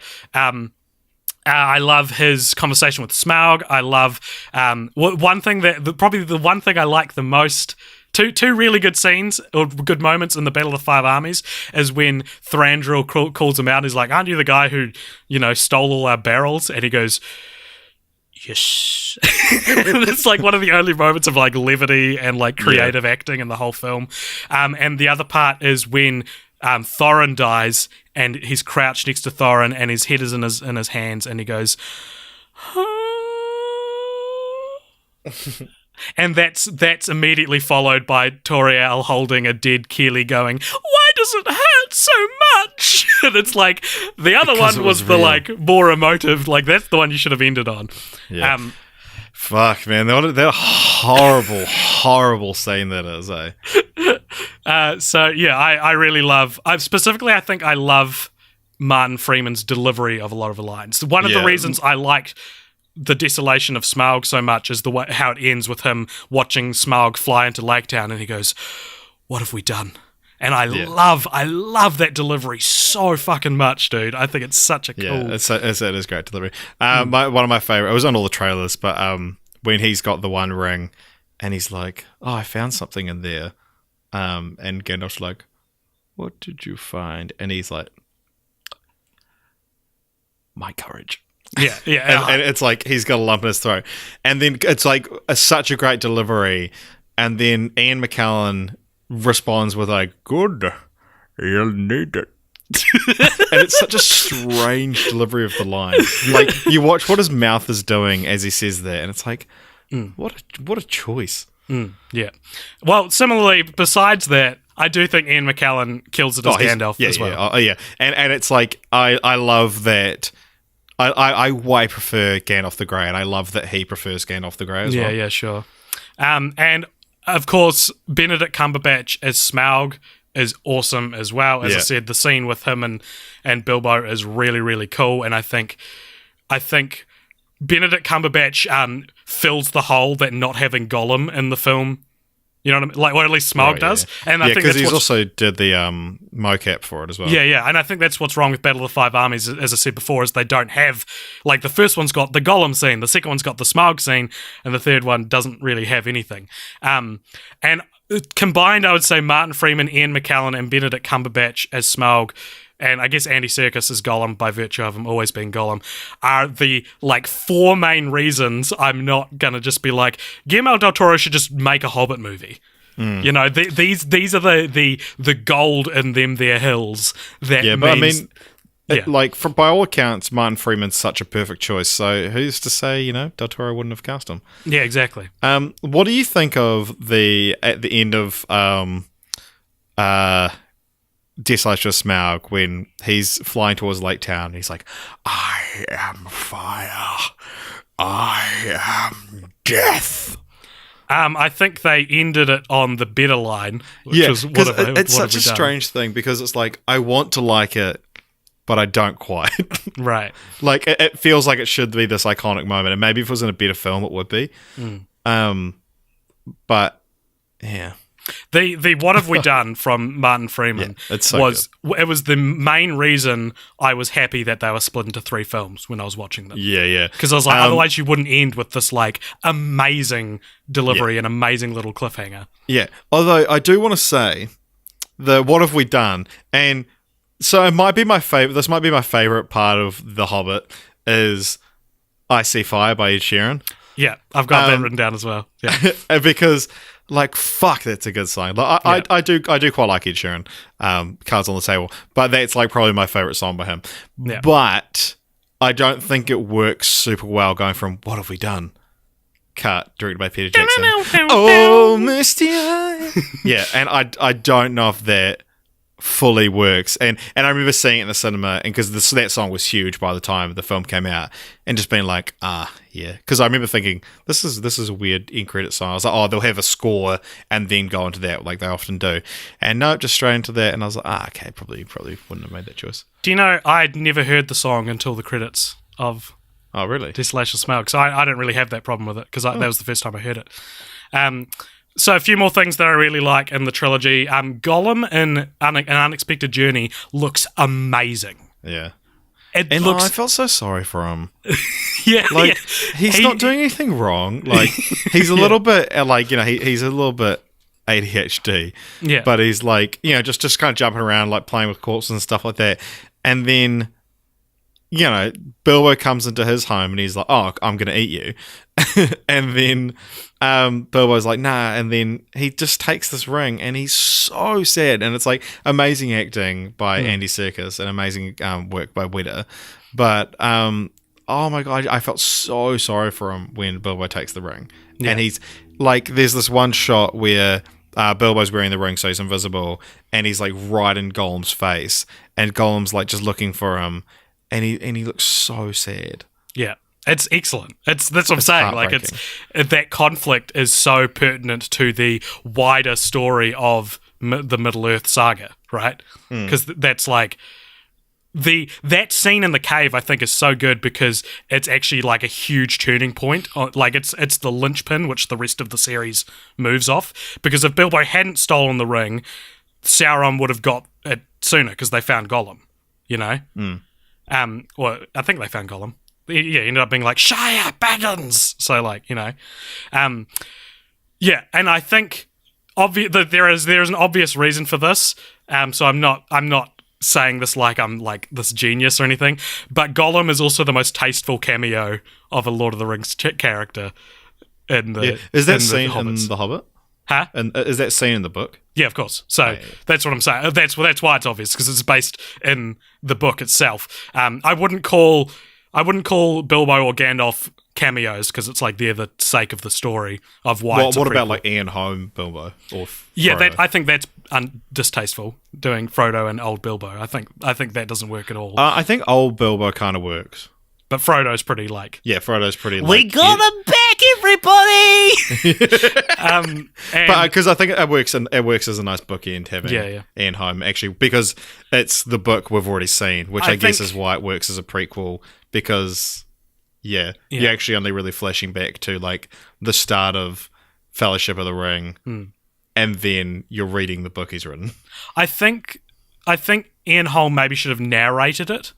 I don't know if he should have appeared on screen. I think I would have been happy with that. Oh, and then we went to open and close the first and like last Galadriel and yeah. In the originals. Yeah, and I would I'd call Legolas a cameo simply because he's not in the book, even though he's got a very beefed up role, and like that's horrible. And the Gimli cameo is horrible, and like so Gollum is a really good case for how to do. I feel dumb saying it because it's in the book and the book isn't a prequel, but it is a really good way to do that kind of fan servicey prequel trope of because he's so relevant to that story. The other thing I really like is the Misty Mountain song from the first film is so good when they sing it and they're like over the Misty Mountain. Oh, and yeah, I hate that bit. You hate it? Yeah. I love it. I love that song. It's stupid. I think it creates such an awesome atmosphere, and it also they then turned it into the score for the film, right? So whenever there's action, it's like dun dun dun dun dun dun dun dun, dun, which gives the film its own identity. Because I think score is a big part of differentiating a film from its sequel or whatever, and so it makes it feel separate from Lord of the Rings. And then I don't think they even play it by the time the third film comes around. And it's like, no, that's when I think of. This is my main problem with the Battle of the Five Armies. When I think of An Unexpected Journey, I think of the atmosphere of the time that film was out, and big part of that is the Misty Mountain song. And when I think of the Desolation of Smaug, I think of Icy Fire. Like, again, I didn't hear it till but after I saw the movie, that song was everywhere, and so by virtue of association, like they were holding it back until you had seen the movie. Yeah. By virtue of association, Desolation of Smaug was everywhere and was this huge thing. And then in Battle of the Five Armies, it's that Billy Boyd song that didn't stick in the public consciousness at all. And it's like at the end of the credits as well. Yeah. Yeah, because I remember when that first came out, I was like, I'll have a listen to it, and I didn't even finish the video. I was like, oh, okay, I'm bored of this. And then I was like, when we decided we're doing The Hobbit, I was like, oh, I should go listen to that Billy Boyd song, because, like I said, Edge of Night is like my favourite scene from the original Tridge. And then...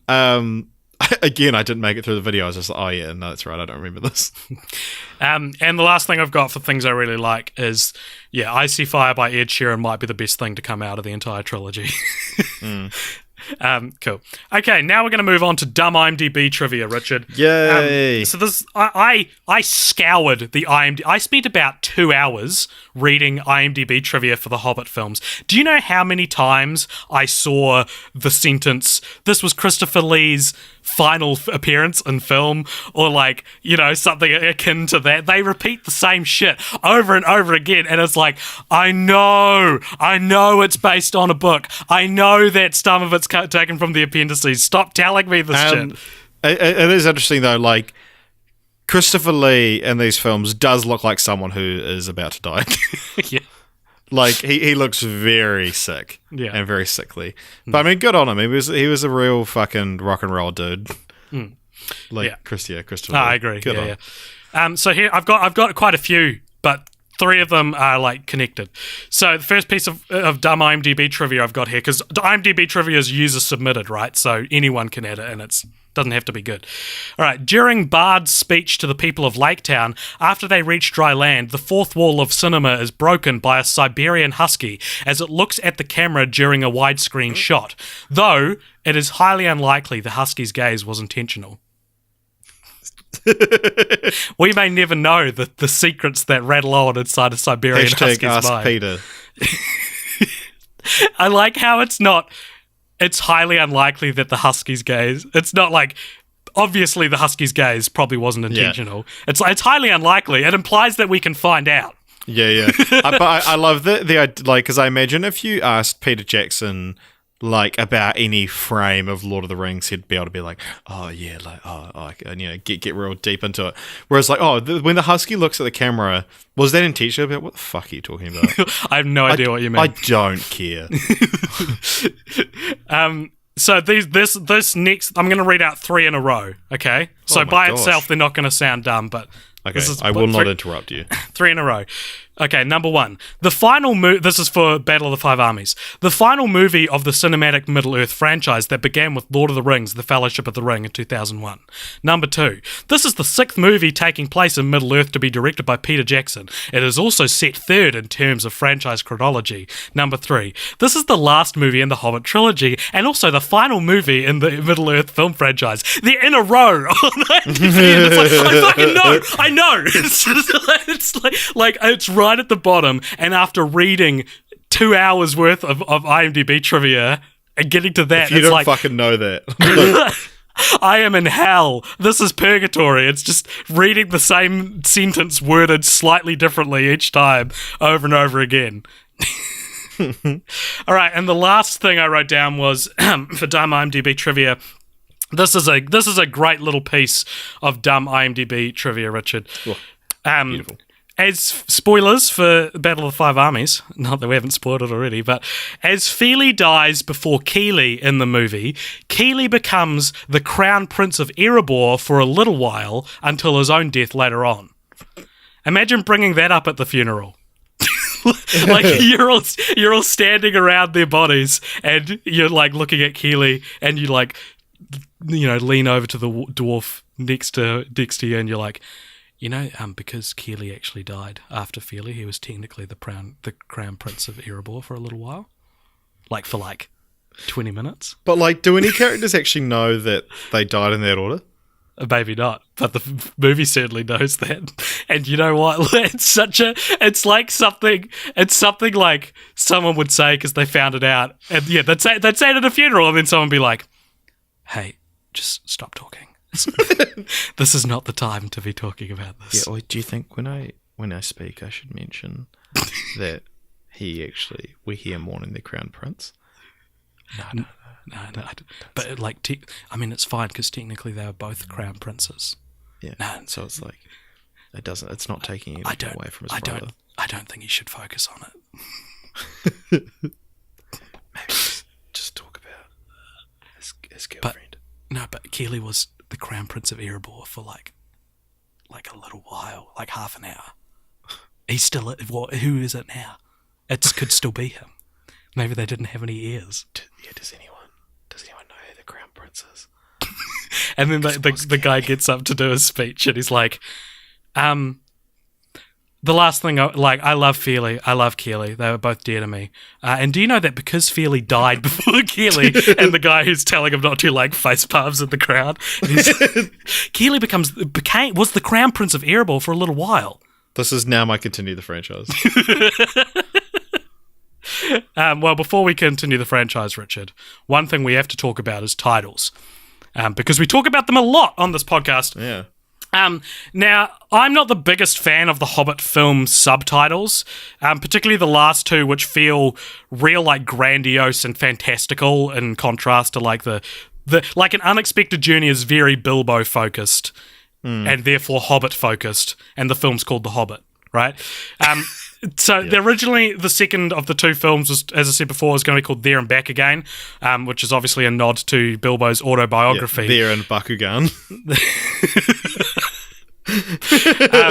And this was then moved to the third film, which was then changed to The Battle of the Five Armies for like a completely valid reason that it's like, well, it's not really about, the There and Back. Yeah, it's not about the journey back. Although, it was one of those things where Peter Jackson was like, actually, we never said it was called There and Back Again. That was always just the name of the box set. I found plenty of sources online that said it was called There and Back Again. Yeah, I know, but it's one of these classic, but yeah, he said that was always the intended name of the eventual, right. You'd refer to this as like The Hobbit There and Back Again, this franchise. So I think I said last week that I really liked the idea of the second film being called Into the Fire, which is out of the frying pan into the fire is like 2 chapters there. Yeah, I think so, and they say it in An Unexpected Journey. Yeah. And Into the Fire has all sorts of wonderful Smaug, imagery that's conjured up. But that being said, if it was called Into the Fire, it needed to have Smaug's death, or at least him burning Lake Town at the end, because that's the only real, Into the Fire moment of it. I guess like going into Smaug's mountain, you're entering the fire, essentially. And the last thing I thought as well, and again, as usual with these titles, I'm not that passionate about this, but I'd be interested to hear because I think in my own head, and I'd be interested to hear. And I often tell you that your titles are dumb. Exactly. So I think The King Under the Mountain would have potentially been a cool title, if not for the third film, but for the whole trilogy. I think it sounds a little more on brand when stacked next to Lord of the Rings. You've got the Lord of the Rings trilogy and the King Under the Mountain trilogy. And at least then the fact that, the Hobbit, the titular character, is suspiciously, relegated to the background for a lot of the last two films. This would not, it wouldn't be without precedent. People couldn't be like, why is the Hobbit barely in the last two Hobbit movies? Yeah. Yeah, my only thought is it wouldn't really make sense for the first film, and I think it would work better for a book. I think it's too long to have The King Under the Mountain and then a subtitle. But it's the same amount of words as Lord of the Rings. Yeah, I know, but the words are longer. Mountain? God, how many letters is that? 19? That's so long. You're right. All right. I get where you're coming from, but it's a cool. It is a cool title in and of itself, though. I think. Right, yeah. Imagine if they'd called instead of Battle of the Five Armies, that is The Hobbit, An Unexpected Journey, The Hobbit, The Desolation of Smaug, The Hobbit, The Return of the King. All right, so but we also talk about taglines now, don't we? I don't have them any written down. Do you? Oh, well, I don't know. I guess you don't have every segment. Wow, that's true. You're right. I failed you as a friend and as an artist. So last, I like that discussion we had was off pod though. So yeah, true. so this is just going to have no context. Level. Much like a lot of the things that happen in all of the Lord of the Rings films, no context to explain this. So last episode we put a thing out on Facebook and was like, "What are your favorite scenes from Lord of the Rings?" And we got like 30-something comments, like everyone sort of saying like what they loved. I put out a post again last week that said, what are your favourite scenes in the Hobbit trilogy? And we got way less comments on this post. So here are a few answers that we got. Jeremy says levitating Legolas. So he runs up the falling bridge in the Battle of the Five Armies. It's so stupid. It looks... And they have... Because it's like, you could have like a couple of steps and it would look all right. So it's like these bricks are like falling and he's like jumping off each of them. But they cut to a shot from him like front on concentrating and it makes it look like this is actually real hard to do, but it's so stupid. Emma says, when the dwarves sing in Bilbo's living room, because I always thought that the songs were boring in the book, but that was pretty cool. Kind of all downhill from there though. Scott says the scene where Thorin's recruiting officer asks Bilbo, "Who are your people?" Don't think I remember that scene. Scott says Scott Dora 11 on Instagram says the trailer for the first film, they had the tone nailed down. Then after the first 30 minutes of the film, things slowly started going downhill. I guess I liked the first interaction with Smaug, and if you put the scene where Smaug gets shot at the end of the second film, it would have been cooler. He also says the vlogs and the behind the scenes were still on point though. Because that's something we haven't really talked about. That brings up something I wanted to discuss. Do you remember when it was like revealed that these movies weren't very good? Like people were looking forward to the first one. People thought like going into them that they'd be amazing, right? I remember making the astute observation that these were the new prequel trilogies before the first one came out. Right. So interesting. Yeah, because I can't remember like going into it if I thought. I remember seeing it in like January though, so it was like it had been out for a month, and thinking like, oh yeah, I'll just get it over and done with. Yeah, so I think the main thing I remember about the first film before I saw it that people were saying was that it's way too long. Yeah, because like I remember like I don't remember it, but like the Phantom Menace, it wasn't until people were in the cinema that they realised it was bad. Yeah. I don't think it was a case of that. I think it was way more publicised in this case. And just the fact that it was splitting a tiny book into 3 movies, I think. Yeah. Because I remember even... Because when I saw Ian McKellen, it was in 2012, so that's when... same year as first Hobbit came, so I saw him like 6 months. And he kind of... I can't remember exactly what he said, but he kind of didn't speak positively about it being split. Really? Yeah. Interesting. Jack_Bishop says Thorin and Azog's fight and eventual deaths, Gollum's riddle scene, and most scenes with Smaug as Benedict Cumberbatch is brilliant in this.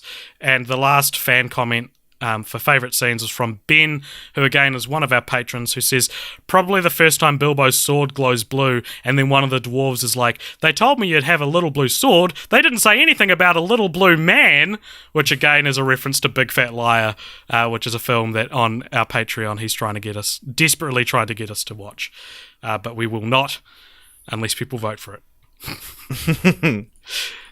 Cool. Okay. So, Richard, let's do it. Let's continue the franchise. So this is a segment where we kind of pitch our ideas for sequels or whatever.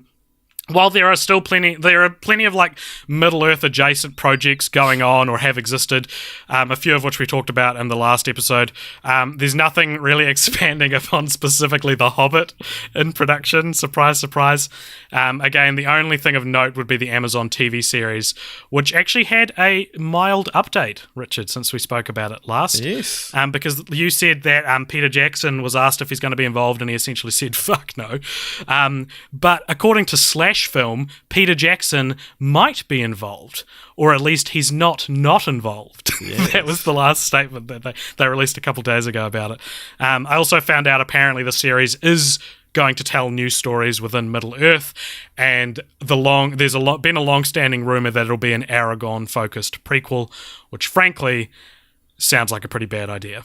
Yeah, on paper. it's and also just in the last like 24 hours of recording this, they've released like the map. They've started the map marketing campaign, and apparently the map they've released extends further east than most versions, Oh, interesting. far beyond the Sea of Rhone.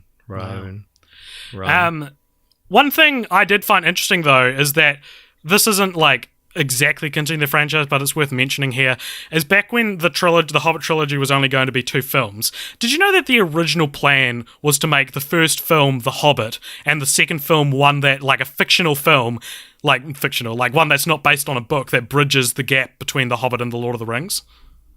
Right, like when Peter Jackson was involved, you're talking about? No, Guillermo del Toro as well. Right, yeah. Like, both of them were like, yeah, this is what we're going to do. We're going to make The Hobbit and then the film that bridges the gap between The Hobbit and Lord of the Rings. Interesting.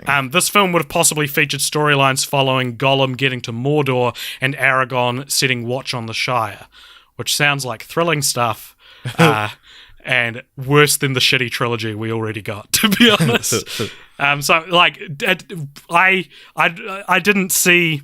When I was reading Del Toro's statements on it, because he was the one who announced actually, I think we will just split The Hobbit into 2 films. I reckon he always thought this was a bad idea and was just like biding his time, knowing when to play his cards before he said that they shouldn't do it that way. All right, so my idea for continuing the franchise is editing all 6 fucking films together in chronological order and maybe use it as a torture device. People have to watch all the extended editions. Start with Gollum finding the ring.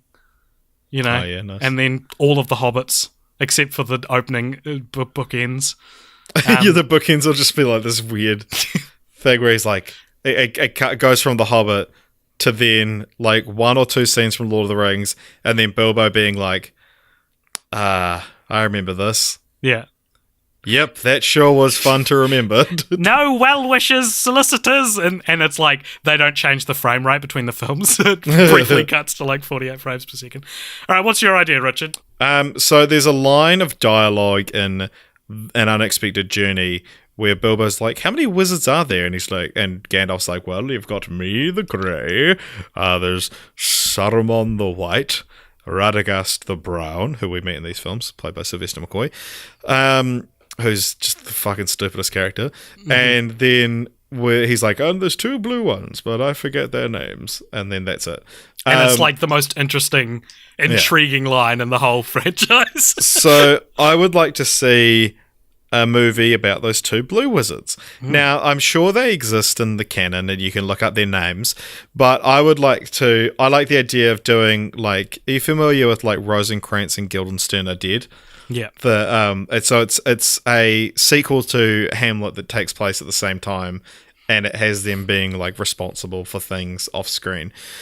And it's also the inspiration for The Lion King 1.5. Yeah. Why are you laughing? Because I said off screen? No, because I can tell where this is going. And so I would like to see the 2 blue wizards being like responsible for every plot hole in both The Hobbit and Lord of the Rings. Like, I'd love that if they were like, and so I'd also like, it'd be fun to just do a completely different genre. So like have like Key and Peele play them, or like maybe the Ab Fab girls, Jonah Lumley and what's the other one's name? Dawn. No, Dawn French is Vicar Dibley. I'll look them up. Ab Fab. Here we go. So you got Jennifer Saunders and Jonah Lumley, and like have them, because there's not enough female characters. It'd be cool if they had some female wizards. Yeah. So have them be responsible for things. So trying to think of, I don't know if you've got any as well. That would be good. But I was thinking like maybe they were like when the whole Fly You Fools thing, and then they actually got to where the eagles were waiting for them to fly, but the blue wizards somehow like scared them away, and they were like, "Oh shit!" and then so they were actually just like waiting on the other side of where Gandalf falls. The eagles like, "Fly, you fools!" The eagles are right outside. Yeah, and then but turns out they scared them away. And then like, what else is there? They were driving the car that's seen when Sam says, "Oh, if I go any further, this will be the furthest I've ever been." Yeah. Well, they were creating the dust cloud. I found out apparently it's just a dust cloud that you see. Yeah. But like they're responsible for that light flicker. Have you got any other major plot holes? The thing I noticed, and I don't know how you'd fix this with the Blue Wizards, but you see Ian Holm's Bilbo grab the ring in a flashback in Fellowship of the Ring, and he looks like Ian Holm and not like Martin Freeman. Right. So I wonder if there's like a way that the Blue Wizards are responsible for that. Yeah. The Blue Wizards cast a spell over Middle Earth at the start of The Hobbit, which makes everything glisten. And that's why everything's painted with CGI. Yeah. Or you have, like, so they've been around since, like, the dawn of time, and they run into Smeagol, who's just, like, played by Andy Serkis. And Andy Serkis is like, "Oh, hello." Smeagol's like, "Hello, how do you do, you fine ladies?" And one of them trips and knocks his trachea, and he's like, and that's why he talks like that as when he's just a normal hobbit. Yeah. That's good stuff, man. That's really good. Yeah, so like I just love to see, like, it could even be like a comic book, just like a fun little thing, because there's like, is it like Tag and Binks? There's for the Star Wars, like these two guys are responsible for every plot hole. But yeah, I think the Blue Wizards, because they already exist in the canon, would be a fun way to explore that. Cool. They do have names. I can't remember what they are either. I'm like Gandalf. Yeah. But I did find out. I'm like Gandalf. Yeah, I'm in every way possible. I did find out though that apparently the reason they can't say their names is because while the Blue Wizards are mentioned in the Lord of the Rings, their names are mentioned in the Silmarillion, which they don't have the rights to. Which is a pretty fun way to get around that. A weird little meta reference to the fact that they don't have the names. Cool. Okay. Well, that, like, you could just not have Bilbo ask. Yeah. True. Yeah. And instead, like the idea of the Blue Wizards is like one of for me, it's a textbook case of like a throwaway line expanding a world in a way that's like, what do you mean? Like, I want to know more about that. But it's funny, like Gandalf's answer is like he knows about the rights, because like Peter, you know about the rights. You could have just not had Bilbo ask, but it's like, Bilbo's a real person and asked him, and Gandalf was like, "Oh fuck, I can't mention them. I'll just say I don't remember." Yeah. But it's unknown if this was intentional. Yeah. Hey, so what we're going to do now, Richard, that about does our podcast on the Hobbit trilogy. I hope you enjoyed it. We're going to announce what the next franchise we're doing is in just a second. This one was voted by our Patreon. Well, yeah, normally we would, but we're going to have to do something a little bit different, AJ. Yeah, I know. But before we get to that, if you like this podcast, please consider supporting it on Patreon, patreon.com/cultpopture. And you can also find us on Facebook and give us a like there. Find us on YouTube and give us a subscribe. Follow us on Twitter. Tweet Walter Casotto if you want, and get him to come and appear on the show. You can also find us on Instagram, where we post pictures of the movies we're watching. You can find us on SoundCloud and iTunes, obviously, where you're listening to this now. And you can also email us at cultpopturemedia@gmail.com. Please leave a comment, tell us what you thought of this episode or what you thought of the Hobbit movies. Okay, we've got a problem, Richard, because every second franchise is decided by a Patreon vote. So we say, hey, vote for comment a franchise suggestion, and the one with the most likes from other patrons will win. And this week, we've got a stalemate. We've got the two National Treasure films, and Big Fat Liar and Bigger Fatter Liar. They've both got the same amount of votes. And this, up until yesterday, this wasn't the case.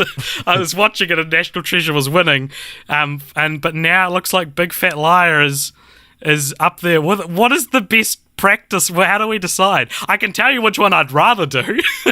Well, yeah, I mean, we also just narrowly missed out. They've both got one more vote than the Pokemon movie franchise, which has like 20-something. Yeah. But yeah, normally what we do when we do our other podcasts for the Patreon is post a poll. It's too late.